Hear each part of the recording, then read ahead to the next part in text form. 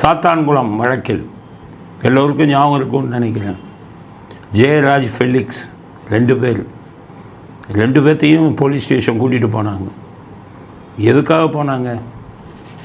Corona காலத்தில் 9 மணிக்கு மேலே கடையை திறந்து வச்சுருந்தாங்களாம். இதெல்லாம் ஒரு குற்றச்சாட்டு. அவங்கள கூட்டிகிட்டு போய் 9 மணிக்கு கூட்டிகிட்டு போய் அடித்து போலீஸ் ஸ்டேஷனில் 2 பேர்த்துக்கு ரத்தம் கொட்டுது. எப்போவுமே குற்றவாளியை ஜெயிலுக்கு அனுப்பணும்னா ரத்தம் கொட்டுச்சுன்னு இங்கே அடி இருந்ததுன்னா குற்றவாளிகளுக்கு என்ன பண்ணணும், அவங்கள மருத்துவமனைக்கு அனுப்பி அவர்களுக்கு சிகிச்சை கொடுத்து குணமான ஒன்றை தான் நீங்கள் சிறைத்துறைக்கு அனுப்பணும். அப்போ இதில் என்ன பிரச்சனைன்னு கேட்டிங்கன்னா, இவன் அடிக்கிறான், 2 பேர்த்துக்கு ரத்தம் கொட்டுது, ஆஸ்பத்திரிக்கு கொண்டு போகணும். எப்போவுமே டெஸ்டிங், அவங்க ஆஸ்பத்திரியில் மெடிக்கல் பார்த்துட்டு ரிப்போர்ட் கொடுக்கணும். ஃபிட் ஃபார் ரிமாண்டுன்னு கொண்டு போகிறாங்க ஆஸ்பத்திரிக்கு. ஒரு பெண் மருத்துவர் இவங்களுக்கு ரத்தம் கொட்டுது. அந்த அம்மா கொடுக்குது சர்டிஃபிகேட்டு, காயம் இல்லைன்னு கொடுக்குது.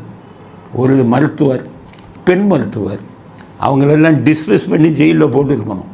இந்த 2 பேர் செத்ததுக்கு காரணம் ஃபஸ்ட்டு அந்த அம்மா. அதுக்கடுத்தது காயம் இல்லைன்னு கொடுக்குது. அது காவல்துறை அவங்கள பயமுறுத்தி வாங்கினாங்க அப்படின்னு ஒரு செய்தி வந்தது. பயமுறுத்தினா அப்போ அவன் செத்தவனுக்கு நீங்களும் தானே பொறுப்பு. செத்தவனுங்களுக்கு இப்போ உரிய முறையில் சிகிச்சை கொடுத்துருந்தா அவன் செத்துருப்பானா? ரத்தத்தோடு இந்த அம்மா அனுப்புது ரிப்போர்ட்டில். அயோக்கியத்தனம். அதுக்கடுத்தது திருந்தவே இல்லை. இந்த இதில் எல்லா துறையும் சீல் கட்டு போச்சு. காவல்துறை தான் முதல்ல சீல் கட்டது. எல்லா துறையிலும் இப்போ காவல்துறை அடித்து கொண்டு போகிறான் ரத்தத்தோட. அவன் ஜெயில், அவனை தூக்கில் தான் போடணும். இப்போ தண்டனை விவரம் இன்னும் வரல. இப்போ இன்றைக்கி சொல்லிட்டாங்க 9 பேர் குற்றவாளின்ட்டாங்க. அடித்தவன் எல்லாம் இவ்வளோ தூக்கு தான் போடணும். இவனெல்லாம் வருஷம் பூரா ஆயுள் தண்டனை. இந்த முட்டாளுங்கள்லாம் ஆயுள் தண்டனைன்னு எவையா சொன்னான் அவங்களுக்கு? வெள்ளைக்காரன் மூளை உள்ளவன் அவன் போட்ட ஒவ்வொன்றுக்கும் அர்த்தம் இருக்குது. வெள்ளைக்காரன் என்ன போட்டான்? ஆயுள் தண்டனைடா, தூக்கு தண்டனை போடு. கொஞ்சம் சிதான கேஸில் ஆயுள் தண்டனை போடு. அது 14 வருஷம் இருந்துட்டான்னா அவனுக்கு நன்னடத்தை இருந்தால் உள்ளுக்குள்ளே அவனுக்கு மேலே எந்த பிரச்சனையும் இல்லைன்னா அவனை ரிலீஸ் பண்ணிடும் 14க்கு அப்புறம். ஏன் போட்டான்? அதில் பல விஷயங்கள் இருக்குது, மனோதத்துவ விஷயங்கள் இருக்குது. இங்கே இருக்கிறவனுக்கு என்ன புரியும்? இன்றைக்கி இருக்கிறவன் எல்லாத்துக்கும் ஆயுள் பூரா சிறை தண்டனை. இந்த ராஜீவ்காந்தி கொலை வழக்கு வந்தது ஆயுள் தண்டனை என்றால் ஆயுள் பூரா சிறை தண்டனை எங்கே இருக்கும் சட்டத்தில்? ஆயுள் தண்டனைனா ஆயுள் பூரா சிறை தண்டனைன்னு எந்த சட்டத்தில் இருக்குது? ஒவ்வொருத்தரையும் தான் கேட்குறேன். வெள்ளைக்காரன் எழுதி வச்ச சட்டம் என்ன? 14 வருஷம்னா விட்டுறாங்கிறான். நல்லா இருந்தான் அப்படின்னா விட்டுருங்கிறான். இப்போ இவங்க இதில் தூக்கு தான் கொடுக்கணும். பாருங்கள், இப்போ 30ஆம் தேதி தெரியும். அந்த மருத்துவரை பிடிச்ச தூக்கு என்பது கொடுத்துருக்கணும். அவர்களும் காரணம். ஆனால் அவங்கள சேர்க்கலையே. அதுக்கடுத்தது மேஜிஸ்ட்ரேட். அதான் சொல்கிறேன்ல, போலீஸ்காரனுக்கும் மேஜிஸ்ட்ரேட்டுக்கும் தொடர்பு நிறையா இருக்கும். இப்போ தான் கொஞ்சம் பயப்படுறாங்க மேஜிஸ்ட்ரேட். அவன் எவனை கூட்டிகிட்டு வந்தாலும் ரிமாண்டு தான். ரத்தத்தோடு கூட்டிகிட்டு போகிறான். ஒரு மேஜிஸ்ட்ரேட் என்ன பண்ணுறாரு? Right, remand. அப்போ அவன் காயம், அவன் ரத்தம். இது தூரத்துலேருந்து பார்க்குறாரு மேஜிஸ்ட்ரேட்டு. அவர் பெரிய இதிலேருந்து வானத்துலேருந்து குதித்தவர் தூரத்துலேருந்து பார்க்குறாரு. ரைட், ரிமாண்டு கொடுத்தாரு. அங்கே போய் ஜெயிலில் கொடுத்தானே அவன் பாருங்க, ஜெயிலில் ரத்தத்தோடு வாங்கலாமா? அவன் ரத்தத்தோடு உள்ளே வாங்குகிறான் 2 பேரையும். அப்போ காவல்துறை, மருத்துவத்துறை, நீதித்துறை, சிறைத்துறை 4 பேருக்கு தண்டனை கொடுக்கணும் இதில். ஆனால் இப்போ யாருக்கு மட்டும்? அடித்த போலீஸ்காரனுக்கு மட்டும். அங்கே உள்ளே போனவுடனே ரத்தம் அதிகமாக போனவுடனே அதுக்கப்புறம் சிறைத்துறை ஆஸ்பத்திரிக்கு அனுப்புனா செத்து போயிட்டாங்க. செத்து போனதுக்கு காரணம் யார் சொல்லுங்கள்? நம்ம நாட்டில் சட்டம் அடித்த 9 பேர் தானா? ரத்தத்தோடு இருந்தவனை காப்பாற்றினவெல்லாம் குற்றவாளி இல்லையா? 9 பேருக்கு மட்டும் தண்டனை கொடுத்துருக்காங்க. இந்த தண்டனை முழுவதாக, அதாவது நீதி உண்மையாக நீதி தன் கடமையை செய்யவில்லை. போலீஸ்காரன் போட்ட எஃப்ஐஆர்லாம் அப்படியே போயிட்டாங்க. எல்லாரையும் பிடிச்சி உள்ளே போடு. மேஜிஸ்ட்ரேட்லாம் பார்க்காத, சட்டத்தில் கையை கொடுத்தவங்க நீதிபதிங்கிறான், கடவுளுங்கிறான். உன் கடமையை செய்யலைன்னா நீயும் குற்றவாளி. உன்னை யார் ரிமாண்ட் பண்ண சொன்னா? ரத்தத்தில் எது இருந்தால் முடியாதடா, போய் சிகிச்சைக்கு அனுப்புன. ஆஸ்பத்திரிக்கெல்லாம் அனுப்பியிருக்கணும் அந்த ஒரு மேஜிஸ்ட்ரேட்டு. அந்த மருத்துவர் வந்து ஜெயிலுக்கு அனுப்பியிருக்கலாமா? சிறைத்துறையில் நீ வாங்க மாட்டேன்னு திருப்பி அனுப்பியிருக்கணும்ல. எல்லா துறையும் சீரழிந்து கிடைக்கிறது தமிழ்நாட்டில். இவன் என்ன பண்ணுறான், இதெல்லாம் போட்ட உடனே இந்த கருணாநிதி டிவியில் இன்றைக்கி போடுறான் நியூஸ். என்னென்னா, எடப்பாடி காலத்தில் நடந்த வழக்கில் தீர்ப்பு. அது எடப்பாடி காலத்தில் நடந்ததான். இவங்கெல்லாம் யோகிய சிகாமணியா நீங்கள்? இப்போ அஜித்குமார் கலவை என்னாச்சு உங்கள் ஆட்சியில்? அஜித்குமாருக்கு வந்து என்ன கேவலமான விஷயம் இல்லையா? 10,000 ரூபா சம்பளம் வாங்குகிற ஒரு சாதாரண பையன், அவனை கூட்டிகிட்டு போய் தலைகீழ தொங்க விட்டு அடித்து இது பண்ணி, இதில் சம்மந்தப்பட்டதுலாம் யார்? கொடுத்தது பொய் புகார். அவன் நகையை திருடிட்டான்னு தானே கொடுத்தீங்க புகார். அந்த நிகிதா மேலே நடவடிக்கை எடுக்க முடிஞ்சதா? சிபிஐயை விசாரிக்க முடியலைன்ட்டான், என்னால் கண்டுபிடிக்க முடியலைன்ட்டான், அப்படியே விட்டாங்க. மேலே இருந்த ஐபிஎஸ் அதிகாரிகள், ஐஏஎஸ் அதிகாரிகள், அரசியல்வாதி உட்பட 3 பேரும் தப்பிச்சிட்டான். எங்கே நீதி இந்த தமிழ்நாட்டில் நீதியே கிடையாது.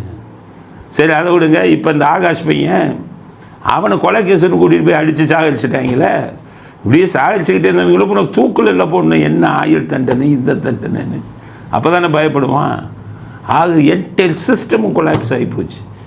இதில் போலீஸ் அதிகாரிகளுக்கெல்லாம் என்னென்னா, போலீஸ் துறையினா இவன் தான் அப்படின்னு நினச்சிக்கிறான். காவல்துறையில் நம்ம தான் அதிகாரி தான். உங்களை பூரா கலட்டு விட்டது இந்த ஜெயலலிதா தான். தூக்கி ஒவ்வொரு இடமா போட்டுச்சுல்ல. ராமேஸ்வரத்துக்கெல்லாம் போட்டுச்சு. என்னம்மா என்ன பண்ணீங்க?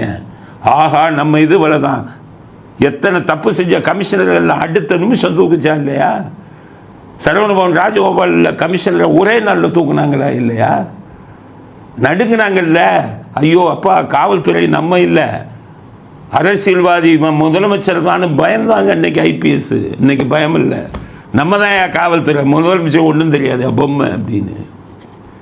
அதனால தான் அந்த பவரை கரெக்டாக யூஸ் பண்ணாங்க. எல்லாம் வாழை சுருட்டிட்டு ஒழுங்காக இருந்தாங்க. இன்றைக்கி அதைத்தான் நேற்றே சொன்னேன். காவல்துறைக்கு எவ்வளவு அதிகாரத்தை கொடுத்தது சட்டம். பாவிங்க அதை வந்து சரியான மனசாட்சியான முறையில் ஒழுங்காக பயன்படுத்தி இருந்தால் அத்தனை அதிகாரமும் அவன்கிட்ட இருந்திருக்குமே. இப்போ ஒன்று பண்ணிக்கிட்டு இருக்கான். அந்த குண்டர்கள் சட்டத்தை நம்பி கொடுத்துருக்கான். ஏப்பா, இந்த வந்து அடிக்கடி குற்றம் செய்கிறவனை பூரா பிடிச்சி உள்ளே போடுவோம். ஒரு வருஷம் என்ன பண்ணுறான்? அரசியல்வாதி, யூடியூப்பில் பேசுகிறவன் எல்லா பேருக்கும் குண்டர் சட்டம். அவன் சார்ஜ் ஷீட் போட முடியலை, எது குற்றப்பத்திரிக்கை சார்ஜ் ஷீட் தாக்கல் பண்ண முடியல. குண்டாஸ் குண்டர்கள்னாலே பல தொழில் குற்றம் செய்வதே தொழிலாக கொண்டவன். இவன் குற்றப்பத்திரிக்கை தாக்கல் செய்யலைன்னா அவன் குண்டா. நாட்டில் எங்கே இருக்குது நியாயம்? எங்கே இருக்குது? என்ன ஆக போகுது? இந்த அதிகாரமும் இங்கே கையை விட்டு போக போகுது. தன்னுடைய அதிகாரத்தை பூரா தன்னுடைய முட்டாள்தனத்தினால இழந்துக்கிட்டே இருக்கான். சீக்கிரம் வரப்போகுது. குண்டர்கள் சட்டத்தையும் நீதிமன்றம் தான் தீர்மானம் பண்ணணுன்னு போச்சா? கையில் இருக்கிற அதிகாரம் ஒன்றும் நான் போயிட்டு இருக்கு. அதை பற்றி எங்கே கவலைப்படுறீங்க? அதனால் இந்த இது வந்து காவல்துறையின் அத்துமீறலுக்கு ஒரு பெரிய உதாரணம் இந்த ஜெயராஜ் இதில் வந்து தப்பித்தவர்கள் யாருன்னா, மருத்துவ அதிகாரி, மேஜிஸ்ட்ரேட்டு, சிறைத்துறை அதிகாரி, 3 பேரையும் இதில் சேர்த்து 3 பேருக்கும் இதே ஆயுள் தண்டனை கொடுத்துருக்கணும். ஆயுள் தண்டனை தான் கொடுப்பாங்கன்னு நினைக்கிறேன். அதில் பார்ப்போம். 3 பேருக்கும் கொடுக்கணும். தப்பிச்சிட்டாங்க 3 பேர். அஜித்குமார் இதில் ஐபிஎஸ் அதிகாரிகள், ஐஏஎஸ் அதிகாரிகள், அடுத்தது சிறைத்துறை இல்லை ஐபிஎஸ் அதிகாரிகள், ஐஏஎஸ் அதிகாரிகள், அரசியல்வாதி 3 பேரும் தப்பிச்சுட்டான் அஜித்குமாரில். அதனால் ஆகாஷ் இதில் அது போலீஸ்காரன் தான் அடிச்சிருக்கான். அதில் வேறு ஆளுங்க தலையீடு இல்லை. ஆக இந்த சாவுக்கு காரணமான ஒவ்வொருவர் மீதும் நடவடிக்கை எடுக்க வேண்டும். ஒவ்வொரு துறையில் இருக்கும் அதிகாரி மீது நடவடிக்கை எடுக்கணும். அப்போ தான் பயப்படுவான். ஜெயலலிதா மாதிரி ஒரு முதலமைச்சர் இருந்து அதிகாரிகளை தூக்கி அடிச்சு இதில் வச்சுருந்தாங்க. அறண்டா எல்லோரும் சொல்லுவாங்க காவல்துறையில் அரசியல் தலையீடு கூடாது. கரெக்டு. காவல்துறை அதிகாரி ஒழுங்காக கடமையை செஞ்சால் அரசியல் தலையீடு இருக்கக்கூடாது. காவல்துறை அதிகாரியே எல்லா அயோக்கியத்தனத்தையும் பண்ணி அவனே தப்பு பண்ணான், அப்போ அரசியல் தலையீடு இருக்கணும். முதலமைச்சருங்கிறவர் அவர்களை தூக்கி அடித்து சஸ்பெண்ட் பண்ணி அவங்களுக்கு சார்ஜ் கொடுத்து எங்கேயாச்சும் இதில் அனுப்பணும், வெளி மாவட்டங்களுக்கு. அது மட்டும் இல்லாமல் மத்திய அரசாங்கத்துக்கு இந்த அதிகாரியை தன்னுடைய இதை வந்து சரியாக அதிகாரத்தை உபயோகப்படுத்தலை, தவறாக பயன்படுத்தி இருக்கிறார். இவர் எங்கள் மாநிலத்துக்கு தேவையில்லை இந்த ஐபிஎஸ் அதிகாரி. இவரை வந்து நீங்கள் நான் மத்திய அரசுக்கு எடுத்துக்கங்கன்னு அனுப்பணும் முதலமைச்சர். அப்போ தான் பயப்படுவாங்க ஒவ்வொருத்தரும். அப்போ காவல்துறையில் அரசியல் தலையீடு காவல்துறை அதிகாரிகள் தவறு செய்யும் பட்சத்தில் அரசியல் தலையீடு இருக்கணும். இல்லைன்னா காவல்துறை அதிகாரிகளுடைய அத்துமீறல் வந்துடும். இவனே ஆளுகளை கொண்டுருவான். கொண்டா கீழே இருக்கிறவனை மாட்டி விட்டு நான் ஃபோனில் தான் சொன்னேன், இவனை நிரூபிக்க முடியாது, இப்படி தப்பத்தி விடுவார். ஒவ்வொரு துறையும் தனது கடமையை செய்ய வேண்டும் இந்த நாட்டில்.